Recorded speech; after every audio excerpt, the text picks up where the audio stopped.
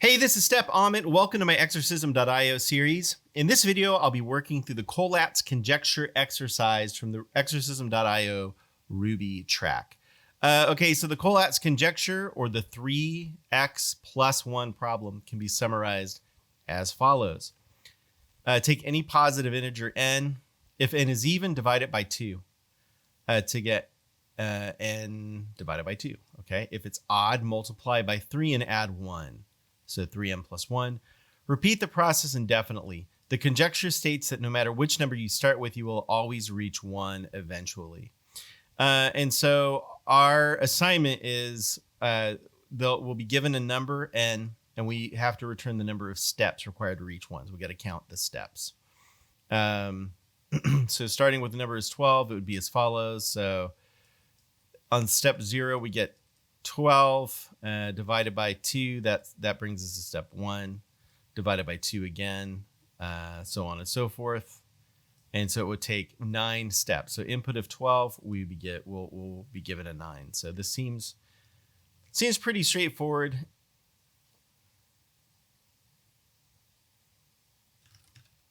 All right, so let me hop in here and remove the Ruby file that just contains some initial comments telling us how to get started that I'm not really interested in. Let me copy in my rake file that allows me to run my tests simply by calling rake, which I have wired up to a Vim shortcut, and I'll start a new tmx session.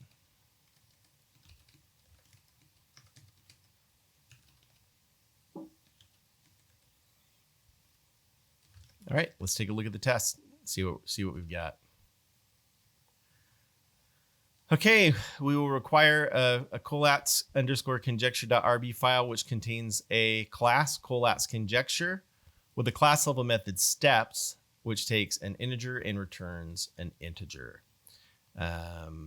Okay, and then we will also need to raise an argument error if we're given a 0, because 0 cannot get to 1 using that algorithm. And negative number will also raise an argument error. Okay. All right, cool. Let's open up the test running pane and execute my test, which of course will fail because I deleted that file. So let's go ahead and let me recreate it. And I'll swap my panes here so that my class is on the left. I'm going to run the test again, and it's going to fail because I haven't initialized the class collatz conjecture yet. Give me you got to spell the file right.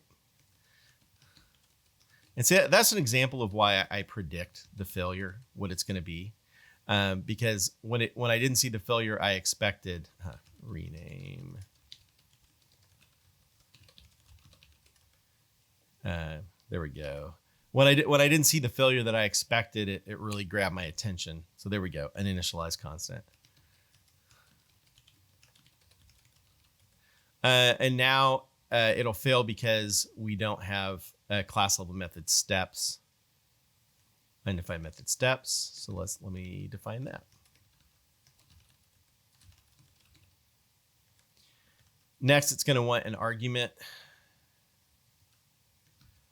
So let me do that. And this will be the starting number. I'll just call it number. And we need to return, in this first case, 0, because 1 is already what we need it to be.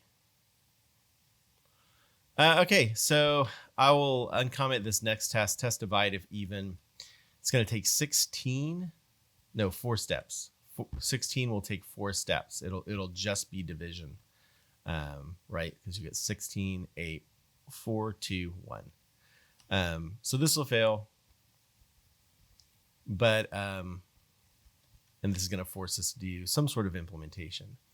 So let's go ahead and initialize steps here. I'm just gonna brute force this, and we'll return steps at the bottom. And then while number is not equal to 1, is, I think, how I want to do it. It could be greater than 1. We could do it that way as well. And then what I'll do is I will divide equal 2. And then steps, I will just increment. I think that'll work for this case.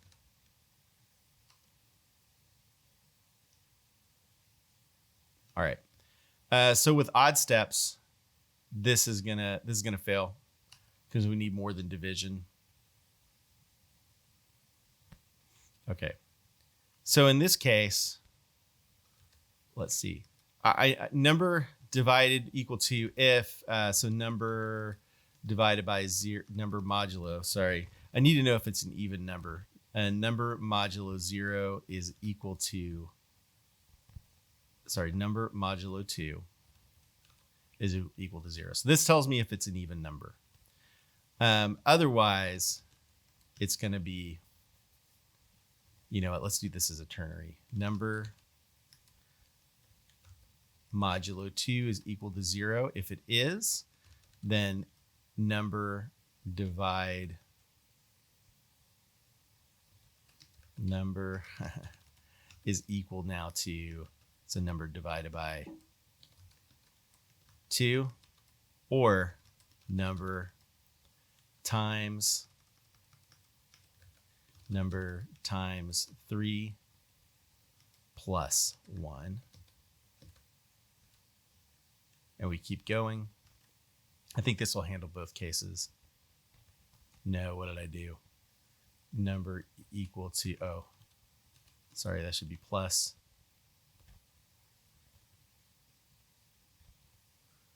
Okay, and so I think this is gonna handle both of these cases. And then we're not raising an argument error. And so this will fail. Did it finish running here? No. You know what? This is going to run forever if we let it get in here with the 0, because it's not equal greater than, okay, let's if number is greater than 1, let's do that. While number is greater than 1. Okay. There we go. So what I need to do here is raise argument error if number is less than 1.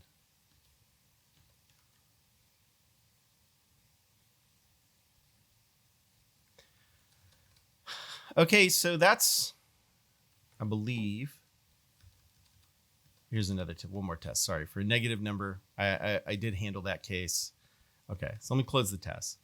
I could do a little bit of refactoring here. I think this works. This is kind of the simplest or the most straight ahead version that I normally think of here. But in cases like this, I really like recursive solutions better than like while loops and keeping a counter here.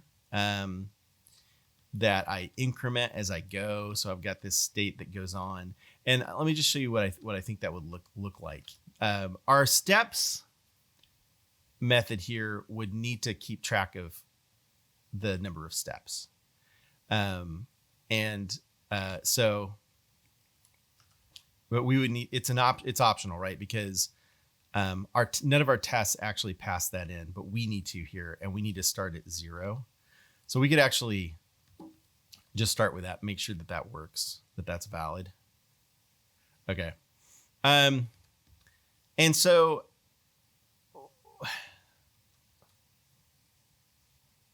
let's see. So the most basic case, if we're going to return steps if number is equal to 1. And so this should work right now too, because in the one example that it's already 1, we're going to hit this. Steps will be 0. We'll return 0 when number is equal to 1. And so now what we can do is, let's see, return steps. And we want to give it number divided by 2 and steps plus 1 if number modulo 2 is equal to 0.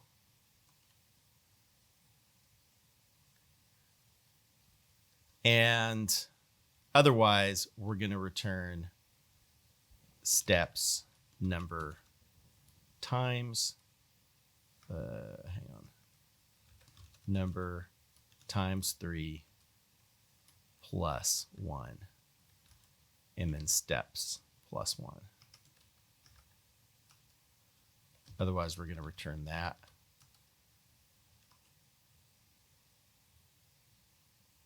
All right.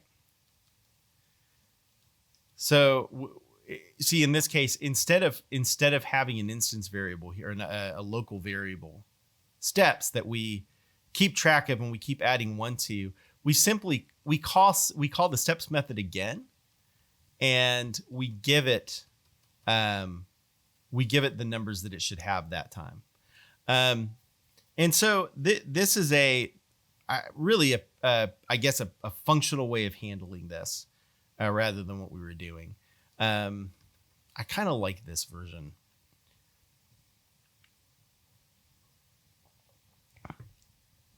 I'm not sure what I would do to refactor this. This captures this concept of if it's even. You know what? You can do that in Ruby. I'm kind of bummed that I didn't remember that at the beginning, but that's okay. You can actually just call even in Ruby, number.even. You could also call odd. So like we could explicitly call number.odd here, and it's just the opposite of even, but we don't need to do that. And so let's just look at what happens here. We pass in a number and we initialize steps to 0, or we take whatever steps we've been given. If the number is less than 1, we raise an argument error. If the number is equal to 1, we just return whatever steps is. It means that we've reached 1. We've reached 1. And if it took us 10 steps, we return 10. That's fine. We've got 1. We're good. If that's not the case, we know we don't have 1. We have a number that's larger than 1. So if number is even, then we want to divide number by 2. And we're going to call steps again, but that's one more step, right? So we want to increment steps. So we just call steps again. So like if our number is 2, we know, yes, it's even. We add 1 to 0, which makes steps 1. We come in here again and we return 1 because number is now equal to 1. But otherwise, we know that number's odd. We want to multiply it by 3 and add 1, and that increases the steps, and we just do it again. We just check one more time. We keep going. And so what's cool about this is we don't have some long-running variable that we have to keep incrementing and adding to. We just call this number, however much we want, or call this method however many times we need to. And so we could actually have a pretty big one, and it would just keep running, and we don't have some long running variable or whatever. So anyway, that's this. I'm going to go ahead and submit this.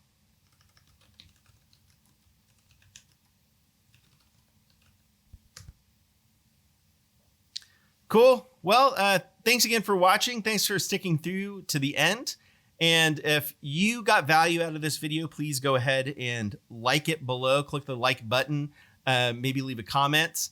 That really helps with the YouTube algorithms for other people to be able to find these videos and be helped by them. And also, if you want to level up your refactoring skills and really learn a methodology, a workflow, the one that I actually use and have been using for years, day to day, in my work, then please check out my tactical refactoring course, which is linked to in the description below. That might be something for you. And otherwise, have a great day, and I'll see you in the next video.